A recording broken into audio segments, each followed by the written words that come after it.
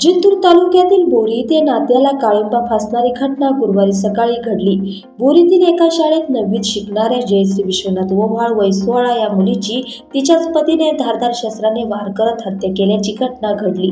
बोरी गावातील संभाजीनगरमध्ये राहणाऱ्या जयश्री ओव्हाळ हिचा विवाह 2 वर्षांपूर्वी धाराशिव जिल्ह्यातील भूम येथे राहणाऱ्या रोहित गायकवाड वय 22 यांच्याशी झाला होता।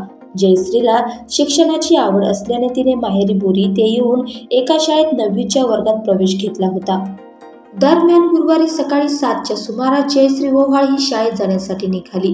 यावेळी ग्रामीण रुग्णालयाच्या पाठीमागील रस्त्याने एकटीच जात असताना पाठीमागून पती रोहित गायकवाड यांनी धारदार शस्त्राने जयश्रीवर वार केले। यात मानेवर व चेहऱ्यावर सपासपा वार करीत गंभीर जखमी केले। या जयश्री रक्ताच्या धारोळ्यात जागेवरच पडली।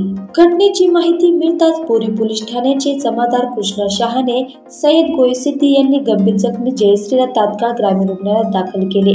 तिथे वैद्यकीय अधिकारी डॉक्टर ज्योती काळे यांनी तपासणी करून पुढील उपचारासाठी परभणी जिल्हा रुग्णालयात पाठवले।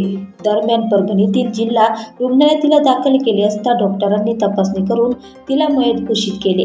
घटनेनंतर रोहित गायकवाड हा पोलीस ठाण्यात हजर झाला। यावेळी वारंवार सांगूनही पत्नी जयश्री ही आपल्यासोबत राहायला तयार होत नसल्याने आपण रागाच्या भरात तिचा खून केल्याचे पोलिसांना सांगितले।